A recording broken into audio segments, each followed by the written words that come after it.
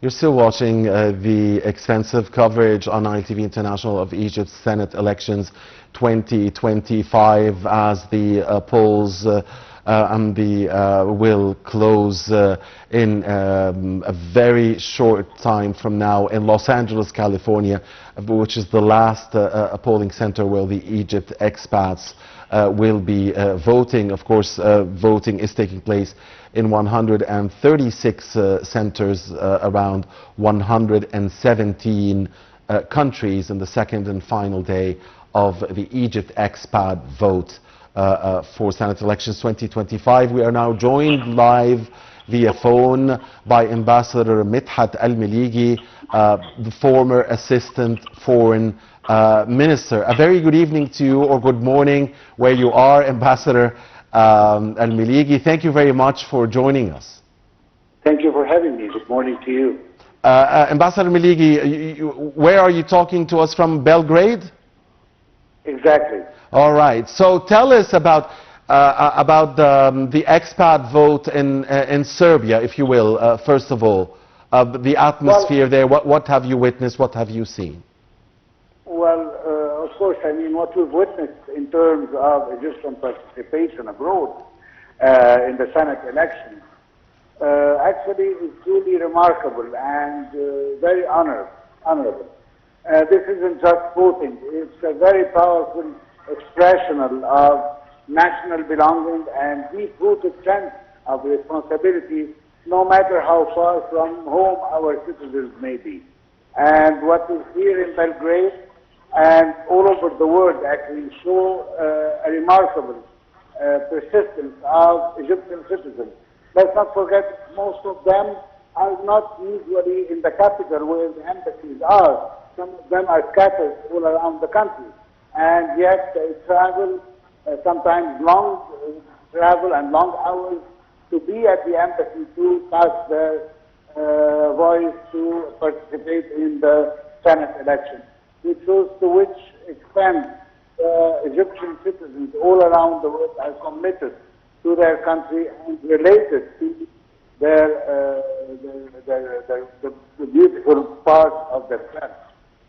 Yes, Mr. Ambassador, what was the women and youth participation like? Well, I've seen only one case because actually I went to only one time, as you know. But yes, what I have seen is that a youngster who is trying to find his name among the people who are entitled to vote, and he was so concerned that everybody was looking for him, trying to be sure that he's entitled to vote and so on. As I said in the beginning, Egyptians abroad are committed, sometimes even more than the Egyptians in Egypt. Maybe because of feeling so far away makes you very sensitive regarding any issue related to your country. However, what I want to point out that we have few points here that we have to mention. They are very important. First of all is that the Egyptians never forget their homeland, even after years of living or working abroad. Their heart is still in Egypt.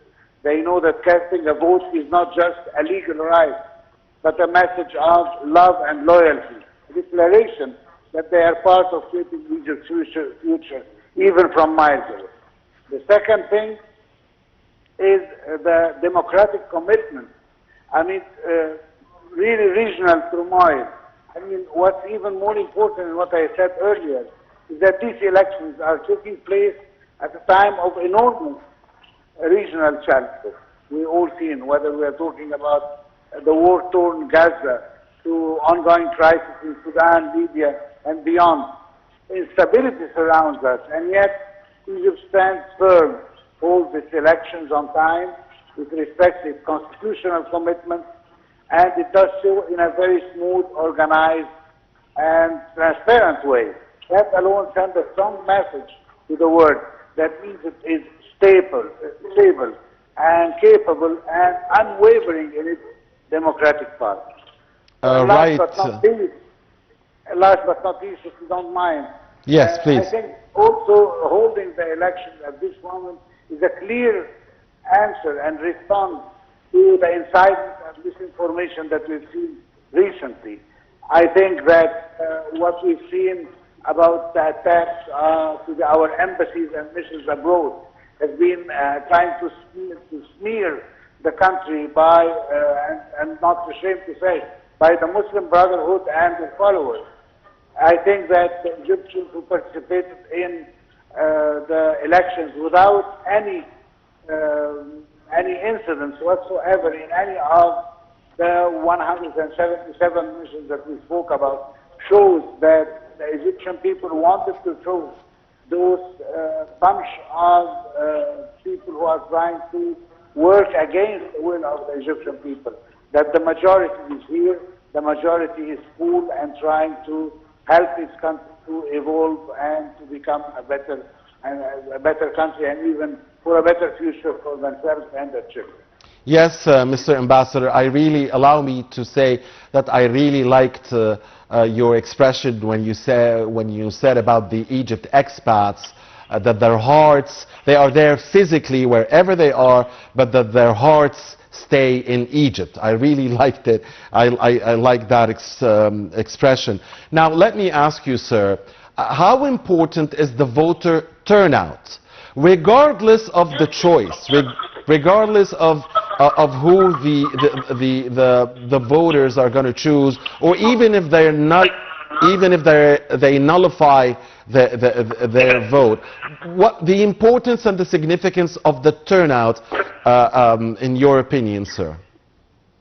Well, I think that what the most important thing that I can deduct from all this is that what I could say is, despite all the difficulties, the Egyptians stand tall, and that we are building. We never compromise, and Egypt is not also compromising its sovereignty or its principles. I think this is what is the most important thing, that we are all honoring the electoral commitment, and we do it with confidence and calm. I mean, any other country, after seeing what happened in the last few days about attacking embassies and trying to spread a message of instability by attacking the embassies. No, Egypt did not waver, and we continue to hold our constitutional rights. We did not compromise, and we held the election, and according to all observers, not one incident happened in all the missions that held electoral votes in any part. And this is the message that we are sending to the whole world, and this is the outcome that we're looking for, that Egypt is strong, and the Egyptians are the reason why this country is strong.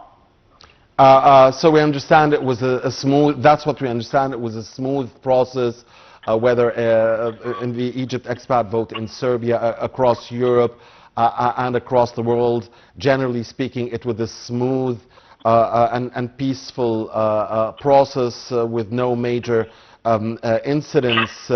Mr. Ambassador, of course you served as the head of Egypt's delegation in a number of countries, and including Cameroon, if I remember correctly. Exactly. You were a former Egyptian ambassador in Cameroon, so you must have overseen... And before that in Latin America, and before that in Denmark, and even in Sudan. Wonderful. So you must have overseen some of these elections. So you must have been heading Egypt's delegation when the Egypt expat vote took place in the embassy where you were representing Egypt. Tell us about those experiences. What do they mean to you? What do they mean to the expats themselves when they go to the embassy and practice their right? What the atmosphere usually, what does it look like from the point of view here of the official now? I mean, you must have overseen these elections more than once in the countries. Well, I think it's more of emotional than official, because actually what I have seen is something that really brought tears to my eyes. I remember in several elections, especially the presidential election, the one that took place in 2014.